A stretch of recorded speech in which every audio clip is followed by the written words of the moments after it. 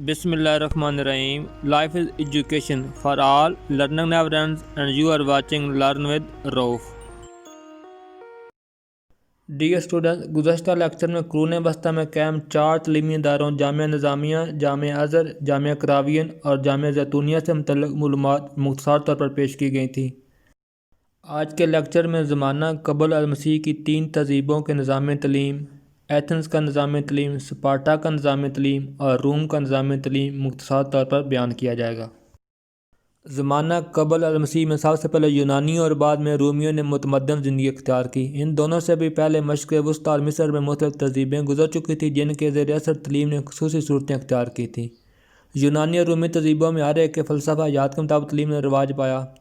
5ویں صدی قبل المسیح میں ایتھنز کی تعلیم کے خد و خال کچھ یوں تھے.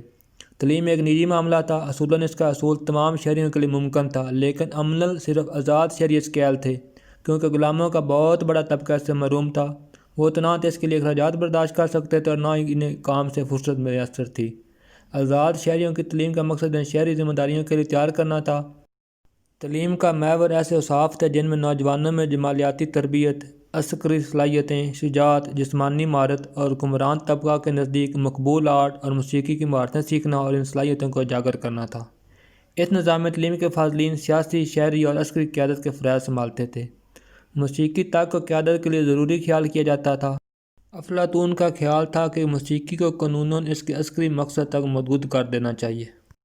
ایتھنز غالباً پہلی ریاست تھی جہاں آزاد شہریوں پر مشتمل ایک پڑھا لکھا طبقہ وجود میں آ گیا تھا جو غم روزگار سے آزاد تھا. ایتھنز والوں نے غلاموں اور عورتوں کے سیاسی حقوق کی طرح تعلیمی حق سے بھی محروم کر رکھا تھا. تعلیم یافتہ خواتین کھال کھال تھیں. حدیث افلاطون، ارسطو اور دوسرے بااثر اہل ایتھنز نے بھی جمہوری تعلیم کی مخالفت کی. ان کا تعلیمی نظریہ یہ تھا کہ امراء کے بیٹے لبرل ایجوکیشن کے حقدار ہیں اور یہ کہ غلاموں کی تعلیم دستکاریوں اور محنت کے کاموں کی تربیت تک محدود ہونی چاہیے. افلاطون کے اپنے درس میں بھی عورتیں شامل نہیں ہوتی تھیں. افلاطون نے اپنے تعلیمی فلسفہ کو اپنی کتاب جمہوریہ ریپبلک میں تفصیل سے پیش کیا ہے. وہ صرف حکمران طبقہ کی تعلیم کا حامی تھا جس کو اس نے 4 منازل میں تقسیم کیا ہے. نمبر 1، 18 سال کی عمر تک ورزش، موسیقی اور علم و ادب کی تعلیم. نمبر 2، 18 سے 20 سال تک فوجی اور جسمانی ورزش. اور نمبر 3، 20 سے 30 سال تک صرف ذہین اور محنتی طلباء کے لیے ریاضی، جیومیٹری، علم حیات، علم موسیقی کی تعلیم ہونی چاہیے. اور نمبر 4، 30 سال کے بعد 5 سال فلسفہ کی تعلیم صرف ان طلباء کے لیے جو 4تھی منزل میں کامیاب ہوں. اس کے بعد انہیں مملکت کے سربراہ میں شامل کر لیا جائے. افلاطون نے ریاضی کو خصوصی اہمیت دی اور اس کی تعلیم کا آخری جزو فلسفہ ہے. ارسطو نے تعلیم کے 3 درجے بتائے ہیں. نمبر 1، جسم کی تعلیم. نمبر 2، کردار کی تعلیم. اور نمبر 3، عقل کی تعلیم. جسم کی تعلیم کے لیے ارسطو جسمانی ورزشیں اور مشقیں تجویز کرتا ہے، جبکہ کردار کی تعلیم اور عقل کی تعلیم کے لیے ارسطو عادت یا کردار کی تعلیم پر زور دیتا ہے. ارسطو اچھے شہری کی تربیت پر بھی زور دیتا ہے. اصل تربیت وہ ہے جو روح چاہتی ہے. ارسطو پوری زندگی کو 2 حصوں میں بٹا ہوا دیکھتا ہے: کام اور فرصت، جنگ اور صلح. تعلیم کا مقصد ان میں تمیز سکھانا ہے، یعنی کام کو فرصت کے لیے اور جنگ کو صلح کے لیے اختیار کرنا. اس میں کامیابی زندگی کو روحانی تقاضوں یعنی روح کو خالق حقیقی جلوے سے مسرت انگیز کر سکتی ہے. اسپارٹا کا نظام تعلیم. یونان کی شہری ریاست اسپارٹا ایتھنز کی حریف تھی. ان کی تعلیم ایتھنز سے مختلف تھی. اہل اسپارٹا اپنی ریاست کو جغرافیائی حدود کے اندر تعداد کے اعتبار سے اقلیت میں تھے، لیکن عسکری تربیت اور سخت جانی کی تعلیم کی وجہ سے وہ اپنی جغرافیائی سرحدوں اور ثقافت کی حفاظت کر سکتے تھے. تعلیم کا مقصد عسکری اہلیت، شجاعت، اطاعت اور جسمانی صلاحیت کے صاف درجہ کمال پیدا کرنا تھا. والدین سے ان کی نرینہ اولاد کو 7 سال کی عمر میں 18 سال کی عمر تک فوجی اور جسمانی تربیت دی جاتی تھی. تربیت نہایت مشقت طلب اور سخت تھی.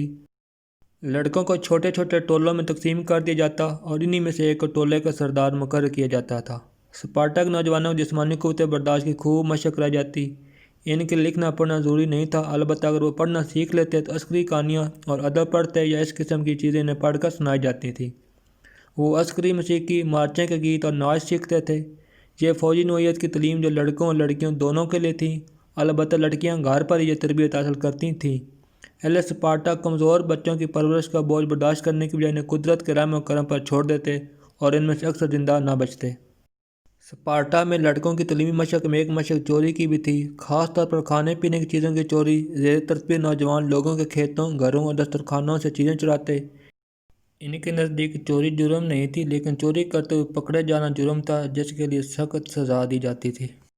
آئیے اب آخر میں روم کے تعلیمی نظام کے متعلق بات کرتے ہیں۔ پہلے رومی شہنشاہ اگسطس نے روم میں لائبریری قائم کی۔ اگسطس روم کے مشہور جرنیل اور سیاستدان جولیس سیزر کے قتل کے بعد حکمران بنا تھا۔ شہنشاہ وسپاسیانس نے ٹیمپل آف پیس میں ایک لائبریری قائم کی۔ اس نے لاطینی اور یونانی زبانوں میں فن تعمیر سکھانے کے لیے بیش بہا تنخواہوں پر اساتذہ کا تقرر کیا۔ دوسری صدی عیسوی میں اس کے حکم کے ذریعے اداروں کو پابند کیا گیا کہ وہ مقررہ تعداد میں حکیم، فن تقریر کے ماہر اور لاطینی قواعد پر پڑھانے والے اساتذہ مقرر کریں۔ ہر قسم کے اساتذہ کی تعداد شہریوں کی آبادی کے تناسب اور سیاسی اہمیت کے پیش نظر مقرر کی جاتی تھی۔ حکمرانوں کی طرف سے تعلیم میں دلچسپی کا نتیجہ یہ ہوا کہ سلطنت کے مختلف حصوں میں اسکول کھل گئے۔ یہ سلسلہ تیسری صدی عیسوی تک جاری رہا۔ اس کے بعد بغاوتوں اور سازشوں کی وجہ سے رومی سلطنت اور تعلیم زوال پذیر ہو گئی۔ تیسری صدی قبل مسیح سے پہلے رومی سلطنت میں تعلیم گھر پر دی جاتی تھی۔ تعلیم زیادہ تر عملی قسم کی تھی، لیکن لکھنا پڑھنا بھی سکھایا جاتا تھا۔ 212 قبل مسیح میں یونانیوں کی شکست کے بعد بہت سے یونانی غلام بنا کر لائے گئے۔ ان میں کچھ تعلیم یافتہ بھی تھے۔ انہیں بچوں کو گھر پر تعلیم دینے کا کام سونپا گیا۔ پہلی صدی قبل مسیح میں باقاعدہ اسکول قائم ہو گئے جن میں لاطینی ادب اور قواعد کی تعلیم دی جاتی تھی۔ اہل روما کا رجحان زیادہ تر عملی تھا، چنانچہ انہوں نے 3 قسم کے اسکول قائم کیے۔ نمبر 1 لٹریچر اسکول، یعنی ابتدائی تعلیم کے اسکول۔ ان اسکولوں میں تعلیم کا معیار بہت پست تھا، استاد کو بہت معمولی اجرت ملتی تھی۔ نمبر 2 گرامر اسکول، 12-13 سال کی عمر میں اچھے گھرانوں کے لڑکے ان میں تعلیم کے لیے بھیجے جاتے تھے، جہاں انہیں لاطینی زبان کے قواعد اور نظمیں پڑھائی جاتی تھیں۔ نمبر 3 خطابت سکھانے والے اسکول، گرامر اسکول کے فاضلین جو سرکاری عہدوں کے خواہشمند ہوتے ہیں ان کے لیے فن خطابت سیکھنا ضروری ہوتا۔